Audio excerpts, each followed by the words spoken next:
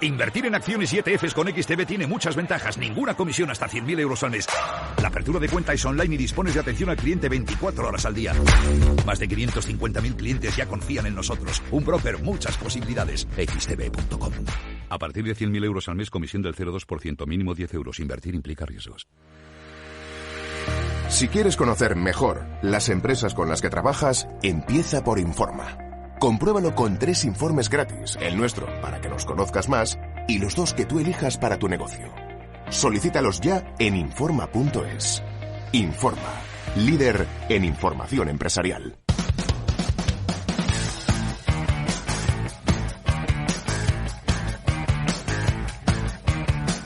En Capital Radio, After Work, con Eduardo Castillo. ¿Qué tal, amigos? Buenas tardes, bienvenidos. Vamos a empezar ya rápido y lo vamos a hacer saludando a nuestro primer invitado porque el tiempo vuela y el suyo también. Enseguida, como digo, hablamos con Fernando Ruiz Beato, socio de Ruiz Beato Abogados, para hablar de últimas novedades laborales a que nos enfrentamos dentro del seno de las empresas, y luego actualizaremos con Fede Quevedo un poco del estado político, que también tiene mucho que ver con las cuestiones laborales. Y en la segunda parte, el transformador, hablaremos de los proyectos de transformación digital del grupo LAR Asset Management. Lo haremos con Sergio García. Pero lo primero de todo, saludar ya a Fernando Ruiz Beato. Nos está acompañando ya en este programa. Fernando, ¿qué tal? ¿Cómo estás? Buenas tardes. No te escuchamos, Fernando. Vamos a ver si el micrófono lo tienes habilitado para, de alguna forma, preguntarte por muchas cosas. Sobre todo por, ahora mismo, pues cómo las empresas están siguiendo el desarrollo, ¿no?, de esa, digamos, de la jornada laboral de sus trabajadores, que hay muchísimo de tecnología en marcha.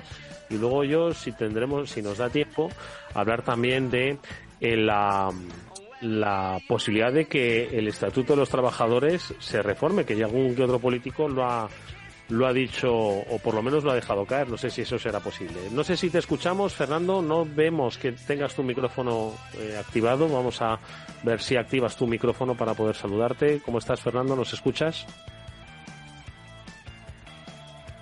¿No? Bueno, pues hoy parece que no nos va a acompañar la tecnología. Bueno, en cualquier caso, vamos a ver si ahora logramos que pueda conectarse Fernando Ruiz Beato. Nuestro objetivo con él era charlar de aspectos que tienen que ver un poco con la aplicación de las nuevas tecnologías, especialmente en el seguimiento o por lo menos en el control de las horas de trabajo de los empleados. Y es que pues hay sentencias. Ahora, si logramos hablar con él, nos comentará de cómo pues las empresas pues pueden utilizar determinadas herramientas tecnológicas, como por ejemplo el seguimiento cartográfico de sus empleados, el Google Maps, que muchas veces utilizamos para guiarnos. Bueno, pues muchas veces o algunas veces las empresas lo utilizan para pues controlar de una manera, al parecer legítima, que sus empleados pues van a donde tienen que ir, si por ejemplo tienen que ir al médico durante la jornada laboral, etcétera, etcétera. Y luego también otro aspecto que será interesante conectar con Fernando es el relativo al uso de los elementos biométricos, ¿no?, para los accesos, que yo creo que también forma parte de la relación de las tecnologías con los empleados. Parece que no tenemos oportunidad de conectar con Fernando. Si os parece, vamos a escuchar un poquito de música y vamos a intentar conectar con él por otra vía. Venga, vamos a hacerlo rápidamente. No os vayáis.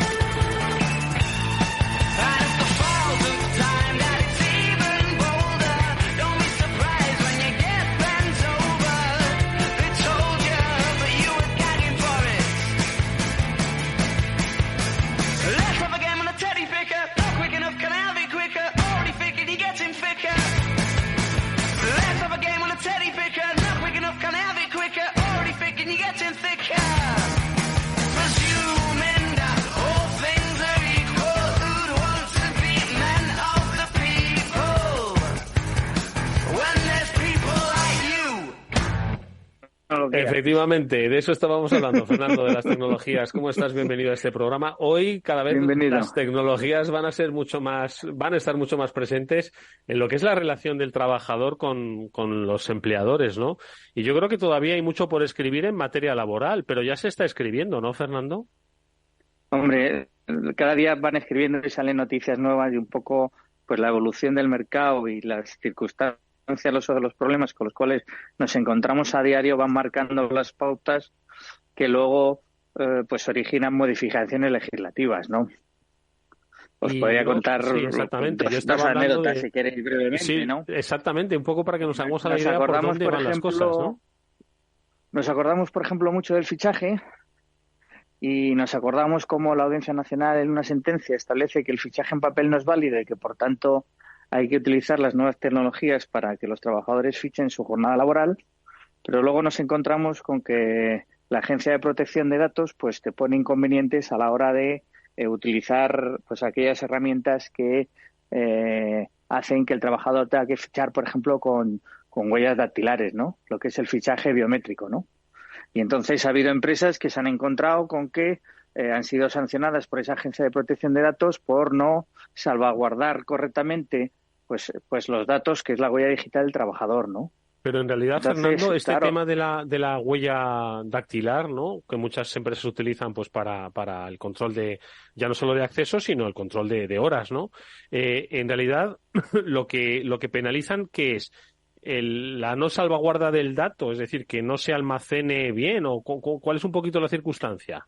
bueno, hay un poco, acaban de sacar una guía sobre cómo se debe usar este tipo de fichajes, pero lo que viene a establecerse es una especie de laguna porque no se aclara exactamente cuál es el uso adecuado de los datos que se graban en esos sistemas de fichaje, ¿no? Porque, claro, el problema está en que tú estás grabando tu huella dactilar y entonces, evidentemente, esa huella dactilar puede ser utilizada para otros fines, con lo cual la no protección adecuada de esa base de datos, que en un momento determinado puede ser hackeada o puede acabar en terceros, pues evidencian riesgos que la empresa también debe tener en cuenta para cubrirlos y para que no les genere ningún perjuicio a los trabajadores y se evite que ella se vea obligada a atender, como en este caso, que fue muy notorio porque ha sido justo este mes de noviembre, donde una empresa tuvo que pagar una sanción por no tener correctamente custodiados esos datos, ¿no? Y entiendo que cuando hablamos de cuestiones biométricas, la huella dactilar quizás es lo más inocente que hay, pero el hecho de que quizás se utilicen pues el reconocimiento facial a futuro, yo creo que también va a tener que... o incluso el iris, el ojo, el también hay propio iris, algunos ¿no? fichajes. Exacto, porque tú ten en cuenta una cosa, claro, esto de las nuevas tecnologías y las normas está muy bien, pero luego hay que llevarlas a cabo. Entonces, si nos vamos a un sistema de fichaje manual o a un sistema de fichaje dando un botón, ¿qué puede ocurrir? Pues que muchas veces que también los trabajadores tienen su picaresca y entonces te pueden estar fichando en sitios distintos a su lugar de centro de trabajo. ¿Cómo se intenta controlar o supervisar que ese fichaje se produce dentro de las instalaciones de la empresa? Pues claro, por sistemas más sofisticados de mayor control. Entonces, claro, ahí es donde surge esa problemática, ¿no? Donde día a día te vas encontrando pues esas situaciones, ¿no? Oye, ¿qué otros Acuérdate que aspectos? ya Porque... comentamos, por ejemplo, que aquellos sistemas de geolocalización en los móviles de los trabajadores eran posibles o viables siempre y Sí. cuando las empresas ponen a disposición de los trabajadores los móviles. Si estuviéramos hablando de móviles privados o del propio trabajador, no puedes establecer esos sistemas de geolocalización, ¿no? Y eso porque, por ejemplo, lo que yo decía al principio de utilizar Google Maps para un poco seguir a tu trabajador en un... Quiero decir, es que, claro, dicho así, te está siguiendo la empresa tus pasos, ¿no? Pero bueno, en una especie de control o evitar el absentismo, ¿no? Cuando uno dice que tiene que ir al médico, que vaya al médico, o porque eso también hay sentencia Bueno, es que, sobre eso, ¿no? mira, hay un problema que es el siguiente. Vamos a ver. En España el absentismo es muy alto. Es decir, cada día hay millones de personas que nos acuden a su puesto de trabajo. Y hay un fraude muy importante. De hecho, el propio gobierno, no el de ahora, sino ya en tiempo de Zapatero, yo me acuerdo que el señor Caldera salió un día en televisión y a todos los españoles nos dijo que el fraude de absentismo en la seguridad social nos costaba más de 3.000 millones de euros. Entonces, evidentemente, echa la ley, echa la trampa. Es decir, hay mucha gente que abusa también del absentismo o de acudir a los médicos el tiempo indispensable y demás. ¿Qué hacen las empresas? Pues, hombre, las empresas intentan controlar y supervisar que efectivamente ese tiempo indispensable que el trabajador utiliza efectivamente es para acudir al médico. Ahora tienes unas aplicaciones que, vuelvo a repetir, se instalan en móviles o herramientas proporcionadas por la empresa, donde a través de esa geolocalización te están supervisando si efectivamente, cuando tú has ido a la empresa y has solicitado, por ejemplo, un permiso para ir a visitar un médico, efectivamente has acudido a ese médico y cuánto es el tiempo que has destinado para acudir al médico. ¿Por qué? Porque, por ejemplo, el ir a visitar un médico por la mañana o por la tarde puede implicar 2 o 3 horas de ausencia, pero no tiene por qué implicar todo el día de ausencia. Entonces, ¿qué hacen las empresas? Pues intentar controlar que efectivamente se hace un uso adecuado pues de ese permiso retribuido que en este caso tiene el trabajador. No, la verdad es que, fíjate que cuando hemos hablado de nuevas tecnologías aplicadas a lo que es los entornos laborales, pues hay cosas que son muy buenas y hay cosas, no es que sean malas, pero que no están escritas laboralmente. Entonces, yo no sé si tienen encaje. Yo decía al principio, ¿no? Si ese estatuto de los trabajadores va a tener que repensarse pues para una economía digital, Fernando. Hombre, evidentemente hay cosas que se tendrán que modificar a día futuro y esa economía digital evidentemente va a producir cambios. Eso está clarísimo. Lo que pasa es que yo soy partidario de hacer cambios que sean positivos y que sirvan para algo y además que sean cambios que vengan para quedarse, no que sean parches o que sean cambios que luego queden pendientes de desarrollos reglamentarios que luego no se desarrollan reglamentariamente y nos quedamos ahí en una situación un poco complicada. Pero evidentemente están cambiando diariamente mucho las cosas y es cierto que las leyes tienen que acompasar. Por ejemplo, ahora está muy de moda el tema del canal de denuncias, por todo el tema del acoso en las empresas, no solo empresario-trabajador, sino trabajador-compañero de trabajo, ¿no? Pues sí. Entonces ahora las empresas mayores de 50 trabajadores tienen que tener el canal de denuncias. Un buzón de denuncias. Bueno, pues no deja de ser una herramienta que se pone a disposición de los trabajadores. ¿Qué es lo que pasa? Pues como todo, si se hace un uso adecuado, pues perfecto, porque es una herramienta útil y evidentemente evita pues situaciones evidentemente muy desagradables. ¿Qué es lo que pasa? O la experiencia que, por ejemplo, nosotros estamos teniendo ahora en el despacho, que cualquier conducta o acto se interpreta como acoso. Entonces, todas estas empresas que han instalado el canal de denuncias se están viendo en muchos casos, no en todos, obviamente, con que hay trabajadores que enseguida, por cualquier circunstancia, entienden que se está produciendo un acoso. Entonces, claro, eso te obliga a activar el protocolo de acoso, a hacer la instrucción correspondiente, a nombrar un instructor, a reunirte con la gente, escuchar al denunciante, el denunciado, al resto de trabajadores, emitir un informe y luego, en su caso, la empresa ver qué medidas adopta si es que existe o un acoso o a lo mejor alguna conducta inapropiada que, no siendo acoso, es objeto de aplicar el régimen disciplinario. Pero el problema es que, claro, hasta que todo eso se articula, se usa, se entiende por las personas, porque, claro, se les tiene que formar, se les tiene que explicar, se tiene que explicar correctamente a la gente qué es acoso y qué no es acoso. Pues claro, todo eso al final te genera una problemática y evidentemente las leyes tienen que estar preparadas para prevenir todas esas situaciones. No solo es una cuestión de echar un eslogan, porque luego hay muchas veces que al final, y fíjate que ahora los pobres jueces en el momento en el que estamos son los que más están recibiendo, pero muchas veces son ellos los que están interpretando las leyes y están determinando esa jurisprudencia que luego son las que se convierten en ley, ¿no? Pues oye, Fernando, yo creo que son muchos los aspectos, ¿no?, que se deben analizar desde una óptica digital en la relación de los trabajadores con sus empleadores o de los empleadores con sus trabajadores y que yo creo que requiere, fíjate, esto de la modificación del Estatuto de los Trabajadores requiere no solo muchísimo pozo, también mucho peso y en nuestro caso un programa especial que te invito a que vayas pensando para que veamos cómo y qué debería cambiar, modificar, incluir ese Estatuto de los Trabajadores. En unos minutos no se puede hacer, pero en un programa especial seguro que sí. Gracias a Fernando Ruiz Beato, socio de Ruiz Beato Abogados, que nos ha acompañado estos minutos, poniéndonos como siempre en la pista de por dónde van las cosas en materia laboral y sobre todo en el mundo tecnológico. Fernando, como siempre, ha sido un placer escucharte. Muchas gracias. Muchas gracias. Un fuerte abrazo. Otro.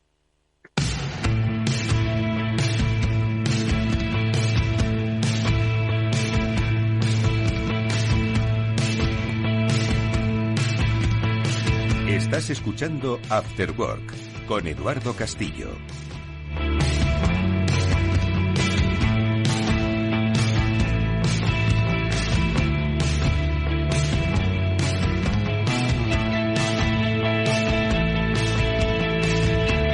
Nosotros vamos a hablar, si os parece, estos minutos de la primera parte del programa con Fede Quevedo, que siempre nos gusta actualizar un poco materia política.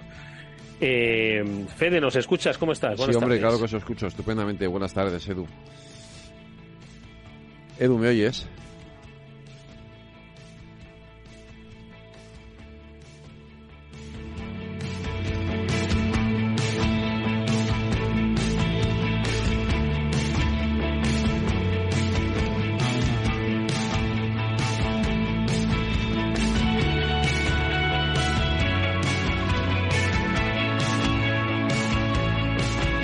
Oye, ¿qué está pasando, macho?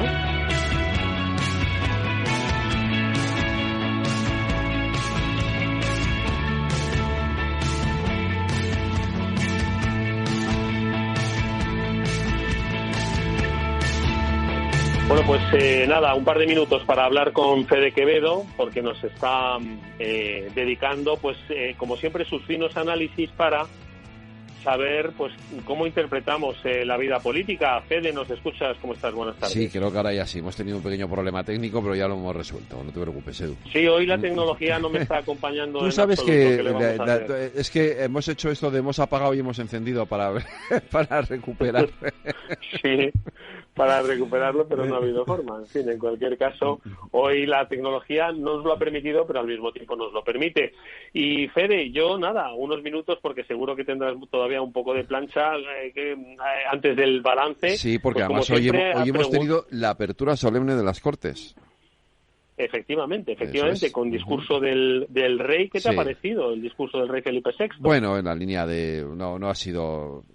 Se destaca ese llamamiento a la unidad, pero vamos, entra dentro de lo razonable que tiene que hacer el rey. Es decir, el discurso no ha sido más allá de lo previsible en un escenario como este. Ha sido más sorprendente el discurso un tanto partidista de la presidenta del Congreso de los Diputados, de Francina Armengol, que se empeña cada día en hacer más valiosa o más nostalgia que tengamos más nostalgia de Meritxell Batet, pero yo creo que entre tú y yo no me gusta nada cómo empieza esto, ya veremos cómo acaba, pero no empieza nada bien. Madre mía, pues quizás por eso es por lo que se ha realizado ese cambio estratégico, ¿no? En lo que son las portavocías del Partido Popular, pues para hacer frente a por lo menos estos primeros compases de la legislatura, que ya aventuran no solo por lo que va a suceder en el Parlamento español, sino también con lo de los apoyos. Hoy hemos leído que desde Junts se amenaza con un potencial apoyo al PP en una hipotética moción de censura si no se cumplen los acuerdos. Se lo ha dicho Puigdemont a Weber, a Manfred. Bueno, a ver, quiero decir, si alguien pensaba que Junts per Catalunya o que Carles Puigdemont no iba a hacer valer un día tras otro que ellos son los que mandan ahora mismo prácticamente en el país y que aquí se hace lo que ellos digan, o si no ya veremos cómo acaba esto, pues es que no tenía ni idea de con quién está jugándose las cartas y las habichuelas. Es decir, entonces esto es Junts y esto es Puigdemont. Entonces vamos a estar con este tipo de tonterías, entre comillas, pues lo que dure la legislatura, es inevitable. Dicho eso, mira, el sábado se reúnen otra vez, ya tienen la primera mesa que fuera en Ginebra. Es decir, ese es verdaderamente el nudo gordiano de todo esto. Es decir, ¿qué se habla en esa mesa? ¿Qué se negocia en esa mesa? ¿Con quién? ¿Va a haber mediador? ¿No va a haber mediador? ¿Quién va a ser? Esto es lo que hay una absoluta falta de transparencia y lo más criticable en estos momentos al gobierno, ¿no? Que permita que los destinos del país se decidan en una mesa en Ginebra con un mediador que no sabemos quién es. Esto es para mí lo grave, ¿no? Lo verdaderamente grave. Lo de hoy es pura anécdota, todo lo demás, ¿no? Oye, y volviendo un poco a ese cambio en las portavocías, en, digamos, las personas fuertes, ¿no?, que van ahora a liderar la imagen pública del Partido Popular. Bueno, yo creo que hay una parte interesante y positiva en esos cambios, y es que, bueno, lo que ha hecho Feijóo, luego lo vamos a analizar en la tertulia, lo que ha hecho Feijóo básicamente ha sido nombrar una especie de gobierno en la sombra, ¿vale? Ha nombrado 16 vicesecretarías, o sea, un equipo de 16 personas, que evidentemente es el que va a hacer frente al gobierno. De ellos 10 son mujeres, ese es un dato importante. Hay algunas vicesecretarías interesantes como la de Sanidad, la de Igualdad, etcétera, transformación digital, que es decir, se incorporan elementos nuevos que están en el cambio climático, se incorporan elementos nuevos que están en la agenda social. Ya no hablo de la agenda política, hablo de la agenda social, y creo que eso es interesante. Se mantiene a Borja Semper como portavoz nacional. Hay más discrepancia en el nombramiento de Miguel Tellado como portavoz en el Congreso. Yo conozco a Miguel Tellado. Es verdad que aparentemente es un portavoz correoso, pero yo le conozco desde hace tiempo. Vamos a ver qué pasa en esta legislatura. El Partido Popular y el Gobierno, hoy no ha pasado, desde luego, pero el Partido Popular y el Gobierno tienen que empezar a tender puentes. Yo creo que Miguel Tellado, dentro de lo correoso que es también una persona diplomática y capaz de tender la mano y de buscar acuerdos. Y a mí me preocupa que en estos momentos entre el gobierno y la oposición estén todos los puentes, lo vengo diciendo desde hace mucho, estén todos los puentes rotos y hay que reconstruirlos. Oye, Fede, fíjate que no se aventura, obviamente, a nadie se le escapa que va a ser una legislatura compleja para el propio gobierno por los acuerdos, los pactos y los compromisos a los que se ha sometido precisamente para lograr esta investidura, pero lo que no contaba era con este revolvimiento, vamos a decirlo así, de Podemos, que va a ser, pues yo creo que otra China en el zapato, pero está importante también, ¿no? Hombre, por supuesto. De entrada, Podemos está marcando su territorio. Yo creo, lo comentábamos el otro día también nosotros en el programa, yo creo que va a ir en solitario a las elecciones europeas. Es una circunscripción única y le beneficia, y por lo tanto yo creo que ahí se va a romper la coalición. Vamos a ver cuál es el momento en el que se rompe esa coalición con Sumar, y vamos a ver también si Podemos es capaz, que esta es la duda, si es capaz de en algún momento poner en aprietos legislativos legislativos al gobierno, es decir, si es capaz de votar en contra de algo que presente el gobierno y ponerse del lado de la oposición y, por lo tanto, impedir que pueda salir adelante alguna medida del gobierno. Pero hoy por hoy Podemos, y en el propio PSOE lo reconocen, es el mayor riesgo que tiene el Partido Socialista a la hora de consolidar una legislatura estable. La verdad es que sí, va a ser muy entretenido para los medios y para los nosotros sí, para el los periodistas. Para los periodistas va a ser entretenido, y para los analistas ni te cuento, desde luego. Bueno, pues oye, lo seguiremos de cerca y lo seguiremos escuchando el balance todos los días en Capital Radio a las 8 de la tarde en la mano de Fede Quevedo. Nosotros le hemos escuchado unos minutillos, siempre agradecidos de que nos dedique este tiempo. Gracias, Fede, como siempre. Un fuerte abrazo. Gracias, Edu, un abrazo. Hasta luego. Cuídate.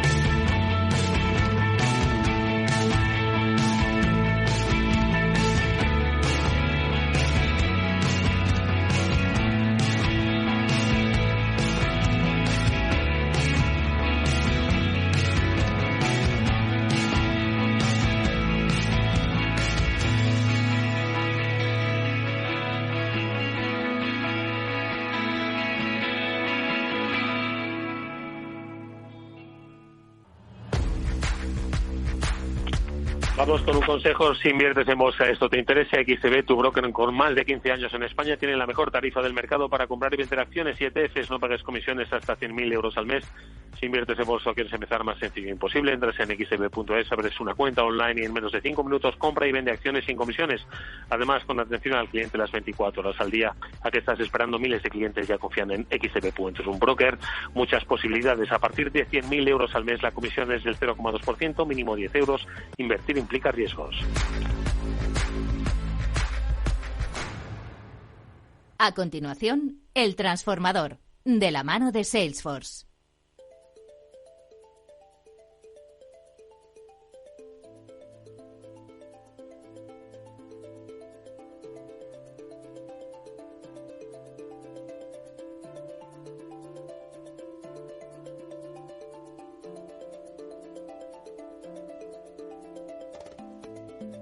Bueno, pues comenzamos ya nuestro transformador, el espacio en el que hablamos de cambio, de evolución. Lo hacemos con los especialistas de Salesforce cada semana y acompañados de las empresas de primer nivel de todos los sectores que nos transmiten sus experiencias, sus procesos, sus desafíos. Y hoy nos acercamos a un sector igualmente apasionante, que es el de la promoción inmobiliaria, y lo hacemos con un grupo de referencia español, que es el Grupo LAR.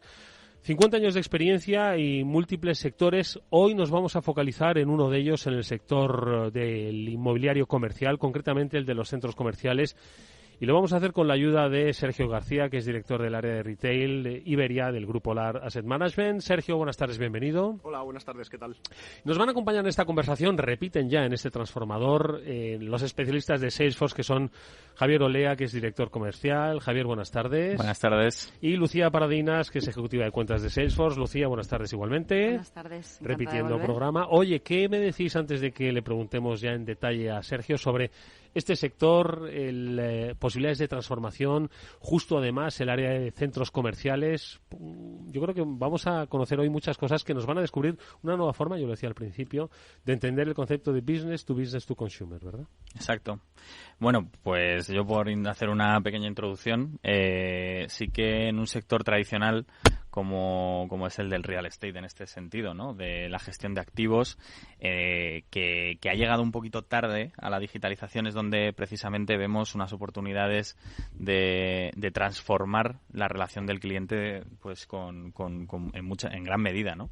Hoy Sergio nos va a explicar todo el tema de centros comerciales, que él es el experto en este área, pero estamos viendo como incluso líneas de negocio que nacen dentro de estas estructuras tradicionales de las empresas de real estate necesitan digitalizarse y digitalizarse rápido para crecer y llegar a una mayor masa de clientes en poco tiempo. Sí, yo creo que vamos a ver con la experiencia de Sergio cómo no solo han implementado herramientas, han tenido una visión estratégica, digital, cultural, sino también qué pasos han dado para crear ecosistemas, ¿no?, de innovación, de desarrollo, de cambio, en definitiva. Lo primero de todo, Sergio, un poco por ubicarnos, ¿no? El sector de centros comerciales, todo el mundo creemos que lo conocemos por haber visitado uno de ellos, pero entiendo que son un mundo en sí mismo, ¿no?, que tienen además muchísimas oportunidades y que entiendo que como consecuencia de la pandemia ha cambiado mucho y se ha aprendido también otro tanto, ¿no? Yo creo que, bueno, lo primero, muchísimas gracias por invitarnos a participar hoy aquí en el programa con vosotros. Un placer. Y yo te voy a hablar desde el punto de vista de un enamorado de mi sector y del mundo de los centros comerciales, que efectivamente es muy complejo, ¿no? Para que te hagas una idea, hay 500 centros comerciales en España aproximadamente, 503. Lo que pasa que lo que de verdad es un centro comercial, es decir, con un buen mix, con los principales operadores del sector integrados en él, con una buena oferta de alimentación, una buena oferta de ocio, restauración y de moda, etcétera, y sobre todo que puedan crear lo que siempre hablamos de las famosas experiencias al cliente para diferenciarnos de la compra online, hay catalogados en España aproximadamente 70. ¿Vale? Para que te hagas una idea, nosotros en España ahora mismo somos el operador número 1 en centros comerciales. LAR España es un vehículo cotizado en bolsa. Tenemos Grupo LAR, somos el gestor en exclusiva, el asset manager, el investment manager y la empresa que tiene un porcentaje importante de LAR España, y a la vez somos los que gestionamos los 14 centros comerciales que tenemos ahora en España. Como te decía, somos los número 1 en GLA, lo que llamamos superficie bruta alquilable. Tenemos más de 550.000 metros cuadrados y un valor aproximado de 1.500 millones. Y efectivamente, después de esta introducción, hay un antes y un después en el mundo de los centros comerciales con el COVID. Ya se venía viendo un cambio muy importante, pero desde que es el COVID, con toda la operativa cerrada, con todas las tiendas, todos los retailers cerrados en España, yo creo que se ha acelerado, sobre todo en determinadas actividades, 10 años prácticamente a futuro lo que había o lo que se pensaba que íbamos a hacer, ¿no? Está claro que la palabra de moda, y ya lleva muchísimos años encima de la mesa, es la famosa omnicanalidad. O sea, al final tú ahora compras, te da igual cómo, pero compras. Puedes comprar en un atasco, puedes comprar sentado en tu sofá, puedes comprar en un centro comercial, puedes comprar tal. Y nosotros a lo que tenemos que aspirar como empresa de centros comerciales, como empresa que ofrecemos experiencia no solo al cliente final, que es el que visita nuestros centros, sino a los retailers, que son nuestro principal cliente, que son los que nos pagan la renta y están ahí, es a que tanto uno pueda comprar como quiera y el otro pueda vender como quiera, ¿vale? Eso es un poco a lo que tenemos que llegar. Y a partir del COVID, yo creo que hay dos cosas muy relevantes. Primero, que esa omnicanalidad y ese test de nuevas opciones de compra y de venta ha acelerado muchísimo y hemos probado muchas cosas, que algunas funcionan y otras no.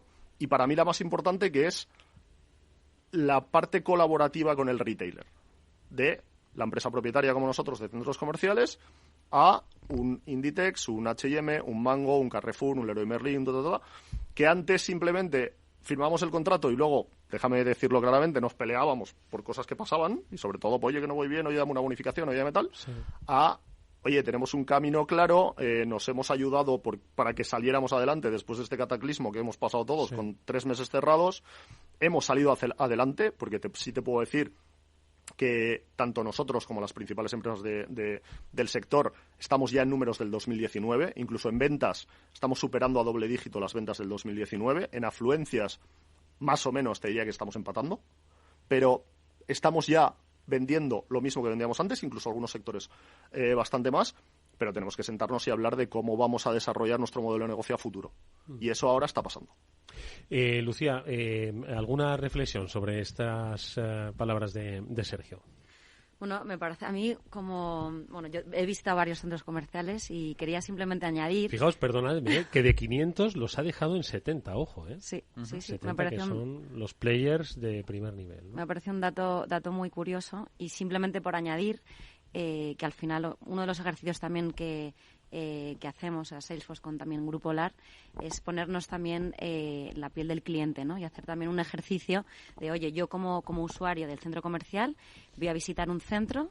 Nosotros, tanto Javier como yo, no somos de Salesforce, no somos los expertos en centros comerciales y hemos hecho también un ejercicio junto con el Grupo LAR en ver qué es lo que siente un poco la persona que va a visitar el centro antes de ir, durante y después, ¿no? Y también cómo la tecnología puede acompañar al Grupo LAR durante todo ese camino, ¿no?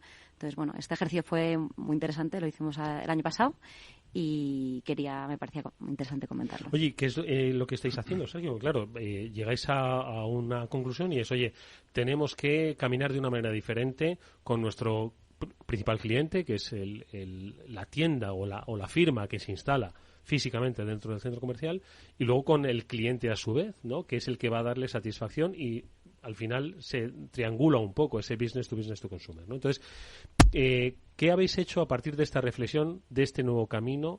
¿Cómo desde Grupo LAR estáis implementando cambios? A ver, nosotros tenemos claro que hay 4 pilares en esto, ¿no? Nosotros nos hemos gastado muchísimo dinero.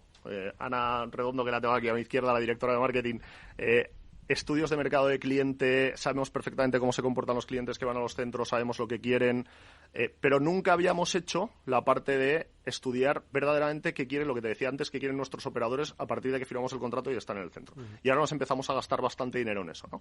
Entonces, nosotros sabemos que nuestra estrategia de omnicanalidad y de innovación tiene que estar centrada en lo que quiera nuestro cliente, pero nuestro cliente final, que es el que visita el centro y compra, como nuestro cliente que te decía que nos paga la renta y que vende ahí, que tiene que ser colaborativa, como te decía antes, con nuestro retailer, porque si nosotros estamos haciendo una cosa y ellos van en otro sentido, nos estamos gastando el dinero a lo tonto porque no vale, que tiene que ser basada en la tecnología, como decía Lucía, porque es lo que está en el mercado, es accesible, es cara, porque es cara, pero puedes acceder a ella y te va a dar un grado de información que antes no podíamos acceder a él y que tiene que estar dirigida por el dato, ¿vale? Entonces esos son los 4 pilares en los que nos estamos basando. ¿Qué pasa? Que para eso, pues nosotros, oye, está aquí Salesforce y a mí no me caen los anillos en decirlo, sabíamos que teníamos que tener una herramienta muy potente que nos permitiera todo lo que vamos a generar y todas las herramientas que vamos a poner a disposición de nuestros clientes, que ahora te cuento, para comprar y vender, tiene que estar integrada y tiene que permitir que tire de un sistema tecnológico potente, ¿no? Y de ahí, por eso estamos implementando Salesforce. ¿Por qué? Porque lo primero que tenemos que hacer es conocer mejor a nuestro cliente, y eso nos lo da ese CRM que estamos implementando, porque nos da mucha trazabilidad, nos permite saber cómo se está comportando el centro, nos permite integrar con nuestra app y con nuestro club de fidelización para saber cómo se comporta el cliente que viene, nos permite hacer un marketing, una comunicación, una promoción exclusiva en función de su perfil. Todo eso nos lo permite la tecnología, ¿no? Después, una vez que conozcamos mejor lo que necesita el retailer y cómo quiere vender dentro de nuestro centro, porque nosotros, para que te hagas una idea, un Inditex sabe perfectamente cómo se comporta el cliente dentro de su tienda, pero no sabe cómo se comporta el cliente en nuestro centro comercial. Y nosotros sí lo sabemos, porque es nuestra obligación y lo tenemos que saber. Entonces, nosotros hacia lo que tenemos que ir es, y esto cambia completamente el modelo de negocio que podamos tener en cuanto al uso del dato, nosotros tenemos que llegar a poder sentarnos con Inditex y decirle, oye, mira, nosotros tenemos 80 millones de clientes, de visitas, 80 millones de visitas al año, 82 para ser exactos, sí, en nuestros 14 centros. Pues eso es como el número de turistas que vienen a España. No, te lo voy a filtrar un poco. Esos 82 no son clientes diferentes, obviamente. Para que te das una idea, según la frecuencia de visita que tenemos en los centros, visitas al mes, recurrencia, etcétera, nosotros calculamos que tenemos 4 millones de clientes únicos. Eso es casi el 10% de la población en España. ¿Vale? Nuestros centros están repartidos por toda España. Y como tú decías antes, nosotros somos un ecosistema de generación de datos, porque luego tenemos 2 millones de visitas a la web, tenemos 150.000 socios en la aplicación. Si nosotros somos capaces, ahora mismo tenemos 150.000 socios en la aplicación y nuestro recorrido llega a esos 4 millones de clientes. Si nosotros somos capaces de sentarnos con un Inditex, un H&M, un Carrefour, un Leroy Merlin, un Decathlon y decirles, oye chicos, que yo tengo datos de 1 millón de clientes que vienen a mis centros y tengo 10 tiendas contigo. ¿Cuánto vale esto? ¿Vale? Eso es lo que no hemos sabido hacer hasta ahora y no te voy a engañar, tampoco lo estamos sabiendo hacer ahora. Nos queda un largo camino para llegar a eso. Pero yo creo que una línea de negocio nueva que tienen que tener los centros comerciales, porque es un ecosistema de generación de datos, es la venta de esos datos a nuestros clientes finales. ¿Y nosotros qué estamos haciendo ahora? Mira, para que te hagas una idea, y esto es un arduo camino y muy duro, ¿eh? Y Ana e Inés, que son las que llevan marketing en la compañía, lo saben. Nosotros ahora mismo somos una empresa que permite al cliente comprar a través de WhatsApp. Tú estás en tu casa, hablas con el WhatsApp de nuestro centro comercial Lago, por ejemplo, nuestro centro comercial Gran Vía de Vigo en Vigo, Lago en Sevilla, y dices, oye, esta tienda, no todas las tiendas, pero sí entre un 15 y un 20%, más o menos ahora. Oye, ¿tienes este producto? ¿Me lo enseñas? ¿Te puedo hacer una videollamada? ¿Te lo puedo comprar a través de WhatsApp? ¿Me lo mandas a casa? Eso es lo que estamos trabajando. Además, tenemos una especie de marketplace que se llama Click and Shop, a través del cual las tiendas suben promociones específicas a sus clientes y el cliente puede comprar ese producto directamente en nuestra aplicación, en la tienda o redirigido al marketplace de la marca. O sea, estamos trabajando en un montón de opciones que permiten una compra sin ningún tipo de barrera, lo que nosotros llamamos el famoso phygital, y que ofrece unas ventajas maravillosas tanto para el cliente del centro como para el retailer. Pero el ser capaces de obtener más y mejores datos es la base de toda esta estrategia.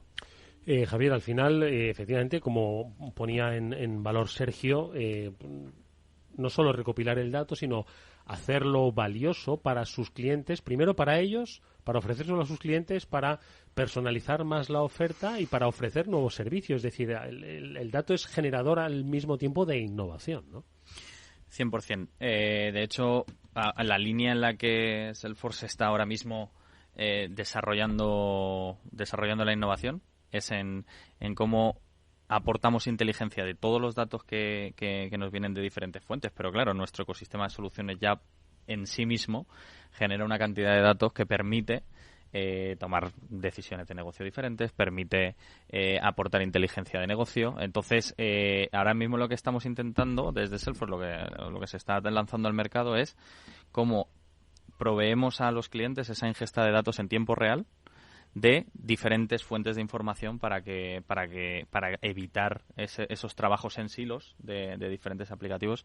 Y clarísimamente lo que está diciendo Sergio, yo creo que es, estaba escuchando atentísimo porque me parecía que estáis profundizando muchísimo en esa estrategia de cómo optimizar toda la gestión del dato que tenéis para hacer un paquete de negocio, ¿no? Es muy muy buena la explicación y en eso estamos tratando de innovar también nosotros hacia ese camino. Sí, sí.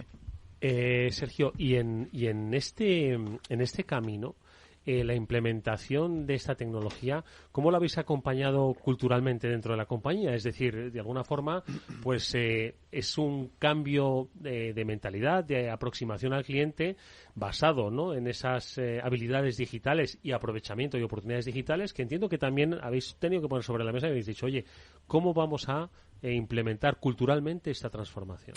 A ver, nosotros tenemos la suerte de que nuestra empresa, primero, es pequeña, relativamente pequeña, aunque tenemos negocio multinacional de residencial sobre todo en América Latina, en Europa del Este y tal, pero en lo que es retail, nosotros somos, contando los centros comerciales, nuestra empresa de Property Management, pues a lo mejor somos 150, ¿vale?, trabajando sobre esos centros. Pero desde la persona que está al pie del cañón en el centro comercial, la gestión pura en el centro comercial, hasta nuestro CEO, que es Miguel Pérez, hasta nuestro presidente, que es Miguel Pereda, o nuestro CEO, que es José Manuel Llobet, la tecnología se respira, porque les gusta, porque quieren saber qué pasa, quieren saber cómo podemos estar ahí, quieren probar. Entonces, para que te hagas una idea, Grupo Lar ha creado un fondo de inversión que se llama LarTech en empresas que tangencialmente, más lejos o más cerca, se puedan dedicar al retail o puedan trabajar con nosotros en algún momento de la vida de esa compañía. Invertimos tickets pequeños, no muy grandes, pero trabajamos desde dark kitchens hasta espacios flexibles en centros comerciales, pasando por herramientas de pago. Y me paro en herramientas de pago. ¿Qué pasa cuando tú haces una transacción con una tarjeta? Pues que los datos de esa transacción van al banco. ¿Qué pasa cuando haces una transacción a través de nuestra aplicación o de nuestro club de fidelización? Que los datos van al banco. Nosotros el año pasado, en el 2022, tuvimos más de 1.000 millones de ventas en nuestros centros, en los 14. 1.100 millones. Si todas esas transacciones de venta somos capaces de obtener los datos, obviamente se enriquece muchísimo nuestro patrimonio, por así decirlo, ¿no? Entonces, estamos invirtiendo en empresas que en algún momento podamos beneficiarnos de su trabajo o podamos colaborar o podamos tal. En cuanto a la cultura empresarial, primero, trabaja gente muy joven en la compañía que ya es muy nativa de esto. Los que ya no somos tan jóvenes, pues obviamente hemos tenido que aprender. Pero al final tenemos socios muy potentes en innovación, tenemos socios muy potentes en consultoría. O sea, aunque no tengamos in-house gente muy experta en determinados temas, y ya no solo hablo de innovación, sí que estamos rodeados de los principales operadores del sector en España. O sea que no nos ha costado. Bueno, yo creo que la creación de un fondo, ¿no? LarTech, que es una mezcla entre Open Innovation e intraemprendimiento para encontrar todas las opciones, dice mucho, ¿no? Determina mucho el espíritu con el que queréis afrontar el futuro. Y le pregunto un poco a Lucía, ¿no? Porque esto yo creo que es el comienzo de un camino. Decía antes Sergio que, oye, que hay muchas cosas que están por desarrollar, pero bueno, la base de la calidad del dato que se puede encontrar en las cifras que nos estabas comentando: 4 millones de visitantes únicos, 1.100 millones de ventas, 82 millones de visitantes de recurrencia. O sea, me parece una pasada. Pero claro, hay un camino que hay que ir trazando e ir descubriendo las infinitas oportunidades que surgen, Lucía. Sí, como bien definía Ana la semana pasada, que sois un banco de datos, ¿no? Yo creo que lo importante... Literal, me parece difícil, porque yo creo que el trabajo no es sencillo. Ojalá os acompañemos en todo el camino tecnológico o parte de ello. Pero es complejo, seguramente tenéis muchísimos retos, y ahora yo creo que la clave es poniéndome en vuestra piel, qué hacer con todos esos datos y cómo al final sois una empresa, cómo rentabilizar todos estos datos, ¿no? Pues lo que decías tú bien, Sergio, pues conociendo al cliente, todo el tema de unicanalidad también me parece muy relevante, y al fin y al cabo pues ponerse en la piel del cliente, ¿no? Pero en definitiva pues aprovecharlo, ¿no? Y bueno, encantados también de acompañaros en este camino. No obstante, hay desafíos como en todo proyecto, ojo, y uno de los mayores desafíos a los que os enfrentáis, Sergio, entiendo que es el del retorno, ¿no? Que no siempre es tan inmediato, ¿no? Quizás otros sectores sí que tienen esa visión más de corto plazo, pero en vuestro caso, ¿no? ¿Cómo se plantea esto? A ver, si te lo cuento te vas a reír. Es que es muy divertido. O sea, nosotros somos una empresa que cotiza en bolsa. Punto número 1. Tenemos unos accionistas, tenemos un consejo de administración, tenemos un director financiero. Entonces, claro, el inmobiliario es sota, caballo, rey en cuanto a rentabilidades. O sea, tú coges tu Excel, haces tus modelos, haces tu cash flow, ves qué te sale de TIR, ves cuáles son tus números, por así decirlo, ¿no? Y eso sale o no sale, inviertes o no inviertes. Esto, claro, es completamente diferente. Nosotros aquí apostamos por probar, estar a la vanguardia de la innovación en todo lo que podamos hacer en los centros comerciales. No tenemos el yugo de, oye, si no sale, cuidado. Obviamente la inversión tiene que ser controlada y no puede ser una locura, pero todos somos cabales y estamos completamente respaldados. Entonces, hoy mismo, pues a Ana le pasaba, tenemos un business plan de innovación al margen completamente de nuestro business plan inmobiliario, de nuestro business plan de creación de valor, etcétera, y se lo pasábamos al director financiero, y claro, el director financiero te dice, oye, pues estamos hablando de 1 millón de euros en el 23, cuando ya el año pasado invertimos casi otro 1 millón de euros, entonces tiene un poco más de cuidado, pero como va viendo los resultados y va viendo que los KPIs, oye, ¿cuántos socios estamos creando? ¿Cuántas interacciones estamos creando? ¿Cuántas transacciones está viendo a través de esto? ¿Cuánto tal? Ve que va funcionando y vamos poco a poco. Tratamos de... El juego de probar como una startup y ver y cómo qué funciona, qué no funciona, qué tal, siempre en un entorno controlado y sin mucho riesgo, es un poco lo que estamos adoptando en este área. Sí, hay mentalidad startupera, ¿no? Que diría, tiene que ser ¿no? así. Tiene que ser así. Efectivamente. Sí. Oye, no, Javier, adelante. No, fíjate, nosotros en tecnología, claro, a veces nos cuesta convencer de los retornos a los clientes, porque nosotros cuando le explicamos a un cliente lo que hacemos sobre un PowerPoint, a veces puede parecer ciencia ficción, ¿no? Sí. Entonces, es curioso porque nosotros estamos incorporando ese Excel, ¿no?, que comentaba Sergio de los retornos en cada uno de los proyectos que hacemos por varios motivos. Primero, porque cada vez hay más fondos de inversión que están controlando las tomas de decisión de tecnología de diferentes empresas, y luego que son inversiones importantes en determinados casos que a determinados perfiles de la empresa cuesta entender, si no son como vosotros que ya tenéis un ADN digital, ¿no?, en el que queréis transformaros y en el que queréis evolucionar. Hay veces que nuestros modelos cuesta entender. Entonces, la verdad que cuando estaba comentando Sergio ahora ese Excel, estaba yo pensando en nuestros Excels y cómo los montamos, y sí que es verdad que es una clara tendencia de los últimos 4 o 5 años, que prácticamente cada proyecto que tratamos de proponer en determinadas líneas de transformación, es importantísimo que venga con un análisis de retorno, y nos basamos en diferentes KPIs, principalmente en los datos históricos de clientes en proyectos parecidos y cómo han rendido, ¿no?, con determinados usos de tecnología. Pero nuestro activo no se ve, se ve en pantallas, pero no se ve como un centro comercial tan visual, ¿no? Entonces estaba intentando hacer la analogía. Oye, esta cantidad de datos os permite hacer cierta perspectiva, ojo, siempre controlada. Yo no sé si podemos ir definiendo a ese consumidor, a ese cliente del centro comercial del futuro, cómo ha cambiado mucho o no ha cambiado mucho, quiere experiencias nuevas, ¿cómo lo veis? A ver, esto podríamos necesitar otra media hora. Otro programa, ¿va? Yo creo que el cliente el cliente busca lo mismo. Cada vez busca más comodidad en la compra, más inmediatez. Obviamente no es lo mismo un perfil de 40 años que un perfil de 15, es así. Pero sí que busca que en los centros comerciales estén las mejores tiendas, con los mejores conceptos, y que pueda comprar lo más rápido posible todos los productos que quiera. Y luego nosotros somos los que hacemos el envoltorio y somos los que creamos centros comerciales súper chulos y unas áreas de descanso maravillosas y un lago como tenemos en tal y una zona exterior fantástica y que haya zonas infantiles y todo. Eso corre de nuestra cuenta. Pero para mí lo más importante es que para que ese cliente que sigue yendo a los centros comerciales y que cada vez es más tecnológico, pero que sigue buscando ese toque humano, porque todos queremos que nos siga atendiendo una persona, que los operadores puedan desarrollar sus conceptos más novedosos, sus conceptos más espectaculares y tengan cabida en los centros comerciales que nosotros vamos a seguir construyendo, vamos a seguir reformando, vamos a seguir tal. Porque yo creo que si somos capaces de ofrecer el último Zara, el último Inditex, el último tal, que no haya que esperar colas, que se pueda pagar con el móvil, que puedas tener el que te has comprado ahí, te lo den en el momento, en un entorno maravilloso y disfrutando de experiencias, vas a seguir yendo al futuro. Les tenéis convencido y repite. Sergio García es director del área de retail de Iberia del Grupo LAR Asset Management. Sergio, mil gracias por tu presencia. Gracias a vosotros. Un placer. Enhorabuena por ese trabajo, que lo sigas disfrutando. Muchas gracias. Y a Javier Olea, director comercial, y Lucía Paradinas, ejecutiva de cuentas, ambos expertos de Salesforce. Gracias, Lucía. Gracias, Javier. Hasta un próximo programa. Nos vemos pronto. Y nosotros nos vemos mañana, que volverá el programa, como siempre, a las 19 horas aquí en la sintonía de Capital Radio. Gracias.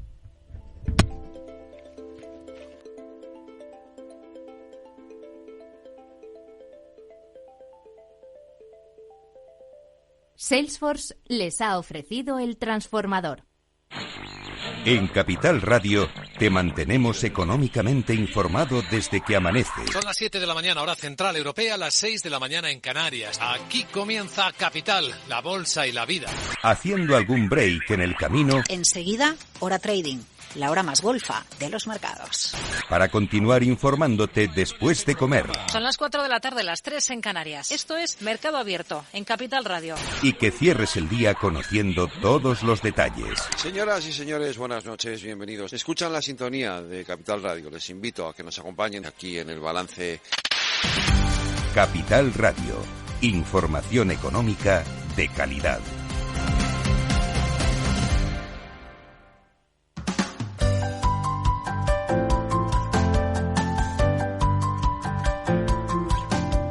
Capital, la bolsa y la vida.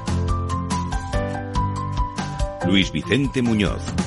Hablemos de la vida, de la inteligencia económica, actualizando un dato de máximo interés en este instante.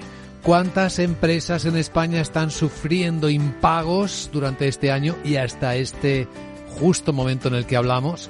Pues está actualizado al máximo el informe de mayor precisión y profundidad al respecto, el que elabora Crédito y Caución con Iberinform. Pavel Gómez del Castillo, responsable de comunicación de Crédito y Caución. Pavel, muy buenos días. Buenos días, Luis Vicente. ¿Cómo va el nivel de impago significativo, en términos significativos, en empresas españolas este año?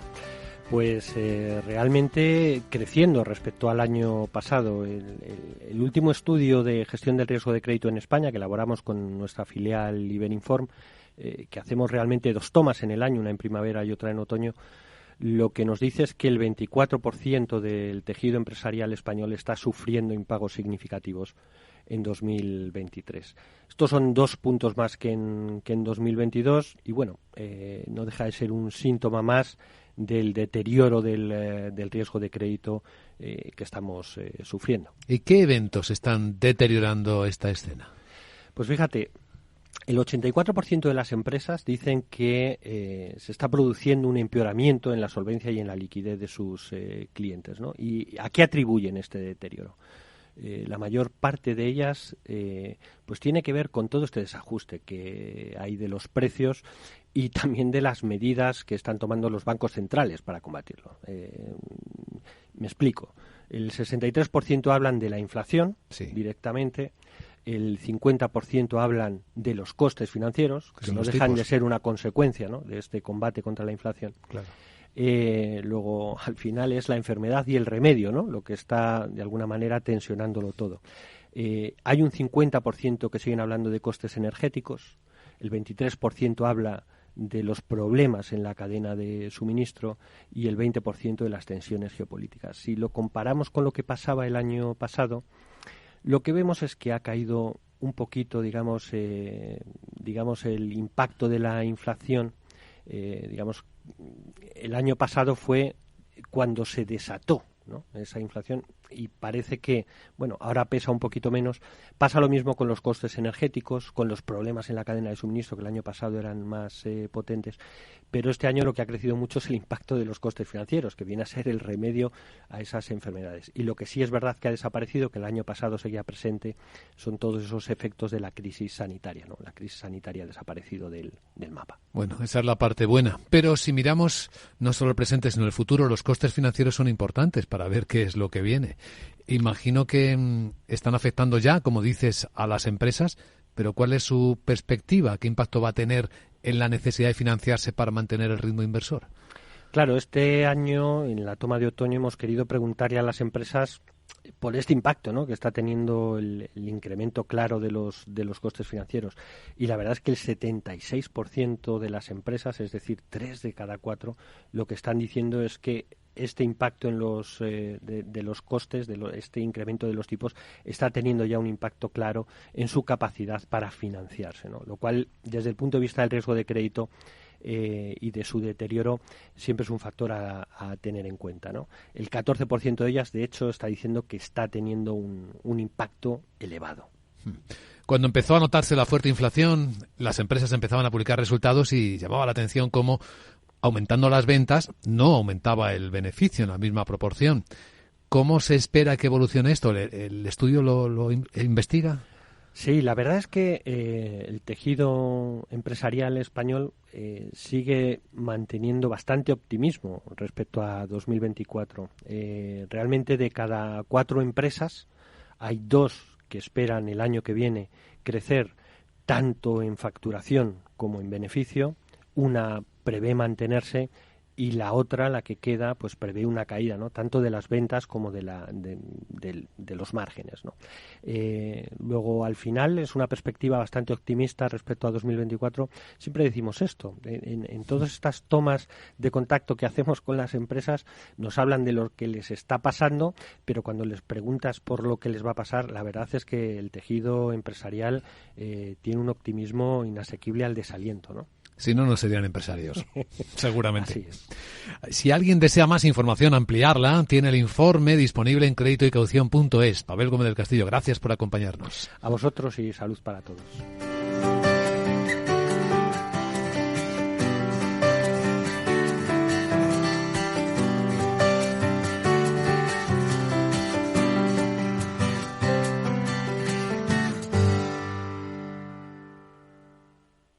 ¿Qué es ir más allá?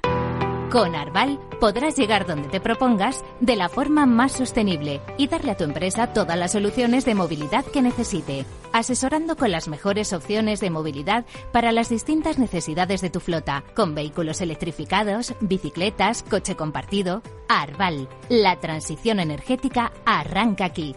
Más información en arval.es.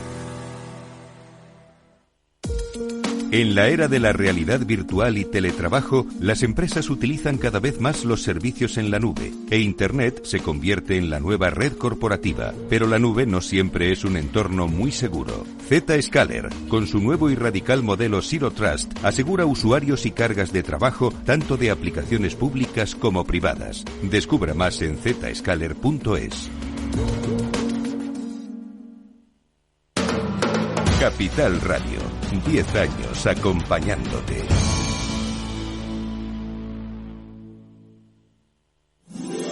Todos los lunes a las 12, en directo en Capital Radio, la actualidad de personas y empresas en el Foro de los Recursos Humanos, primer espacio en la radio y en Internet dedicado a la gestión de personas y directivos en nuestro país. Pero más que nunca nos toca hablar de aspectos humanos. Voces acreditadas, profesionales del sector, empresas destacadas, empleados, líderes, todo sobre los recursos humanos. Un año más estamos con todos ustedes en este espacio único en la radio y en nuestros contenidos dedicados a la diversidad. En la radio siempre en directo desde hace 18 años. Antena de Oro 2020. El Foro de los Recursos Humanos. Los lunes a las 12. Con Francisco García Cabello.